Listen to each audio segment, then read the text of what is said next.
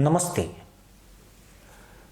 कभी खुद को इस्लामिक दुनिया की सबसे ताकतवर फौज बताने वाला पाकिस्तान आज अपनी बनाई कब्र में उतर चुका है।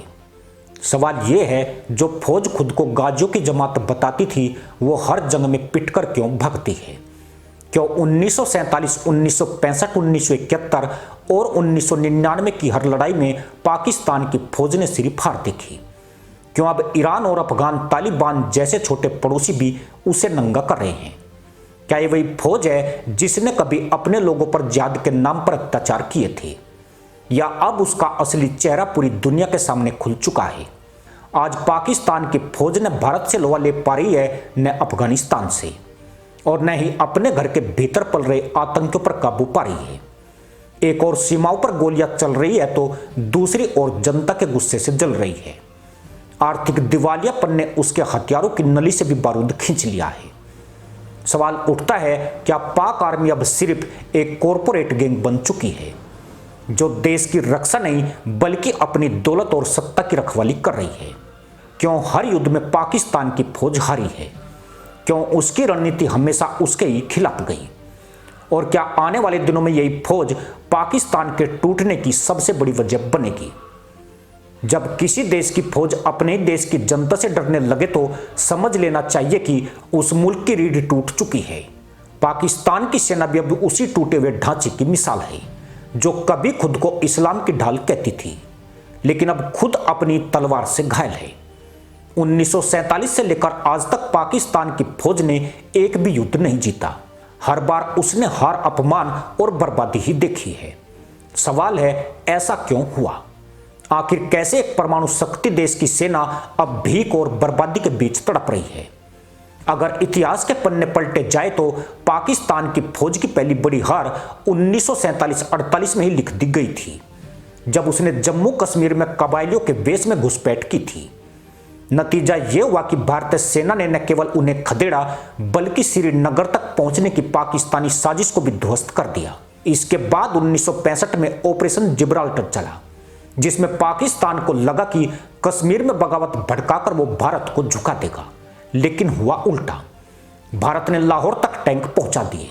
पाकिस्तानी जनरल अयूब खान के फतेह के सपने धूल में मिल गए। उस जंग में पाकिस्तान के करीब 5800 सैनिक मारे गए, जबकि भारत ने 3000 से अधिक जवान खोए। हार के बाद भी पाकिस्तान ने सबक नहीं सीखा। 1971 में इतिहास ने उसे सबसे बड़ा तमाचा मारा। बांग्लादेश युद्ध में पाकिस्तानी फौज ने अपने ही देशवासियों पर बर्बर अत्याचार किए। 3 लाख से ज्यादा बंगाली मारे गए, 4 लाख महिलाओं का बलात्कार किया गया, और अंत में जनरल नियाजी को भारतीय सेना के सामने 93,000 पाक सैनिकों के साथ आत्मसमर्पण करना पड़ा। यह विश्व इतिहास का सबसे बड़ा सैन्य आत्मसमर्पण था। पाकिस्तान की यार उसकी आत्मा को तोड़ देने वाली थी, लेकिन उसके जनरल्स को शर्म नहीं आई। इसके बाद 1999 में कारगिल का दांव खेला गया, एक बार फिर धोखे से और एक बार फिर तबाही के साथ। नवाज शरीफ को बगैर बताए परवेज मुशर्रफ ने कश्मीर की ऊंचाइयों पर कब्जा करने की कोशिश की। नतीजा 527 भारतीय वीरों ने बलिदान दिया, लेकिन भारत ने पाकिस्तानी घुसपैठियों को चीर कर रख दिया। खुद पाकिस्तान के 1000 से ज्यादा सैनिक मारे गए और दुनिया के सामने उसका झूठ बेनकाब हो गया।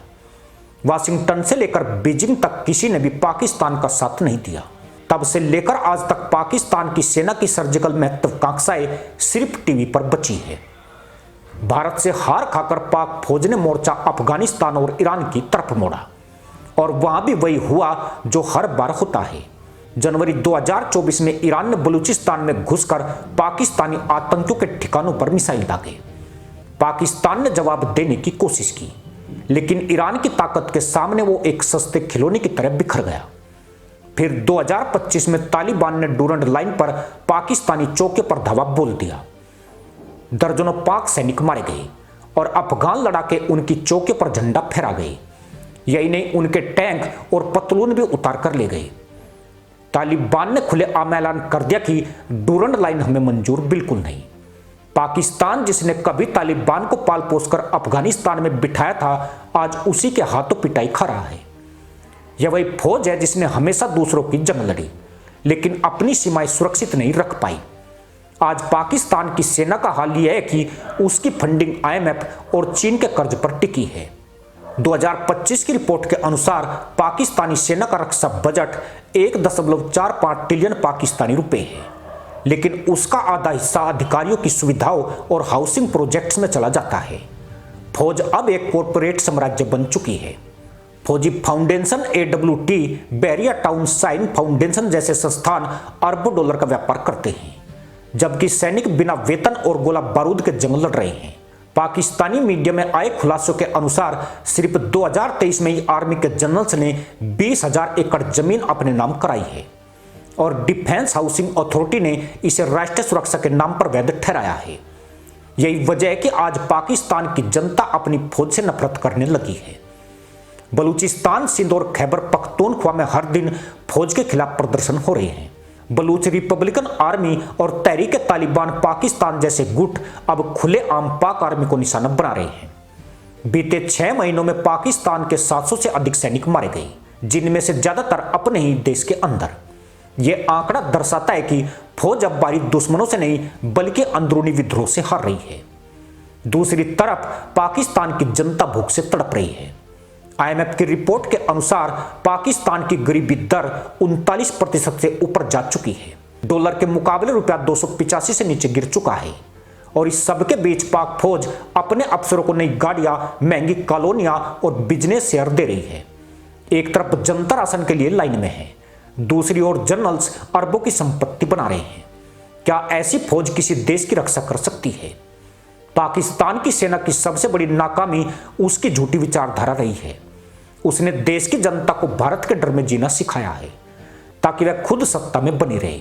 भारत को दुश्मन बनाकर उसने हर संकट का ठीकरा उसी पर फोड़ा, लेकिन आज जब ईरान और तालिबान उसे रौंद रहे हैं तब वो किसे दोष देगा?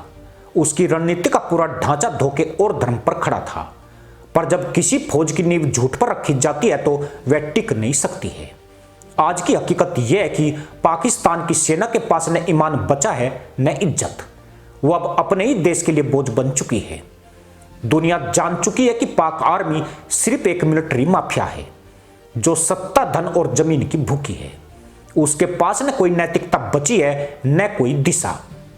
इसलिए अब सवाल यह नहीं है कि पाकिस्तान की फौज क्यों हारती है, सवाल यह है कि क्या वह आगे कभी कुछ जीत भी पाएगी। जब एक फौज अपने ही देश की जनता, अपने पड़ोसियों और अपने इतिहास से झूठ बोले तो उसकी हार तय होती है। पाकिस्तान की सेना की कहानी दरअसल उसी झूठ की अंतिम परिणति है, एक ऐसा झूठ जो अब अपने ही देश को निगल रहा है। आज जो फौज कभी कश्मीर के सपने देखती थी वह खुद कराची, पेशावर और क्वेटा को बचाने में नाकाम है और यही पाकिस्तान की असली त्रासदी है। उसकी सबसे ताकतवर संस्था ही उसकी सबसे कमजोर कड़ी बन चुकी है। इसी के साथ अनुमति दोस्तों, जय हिंद, वंदे मातरम।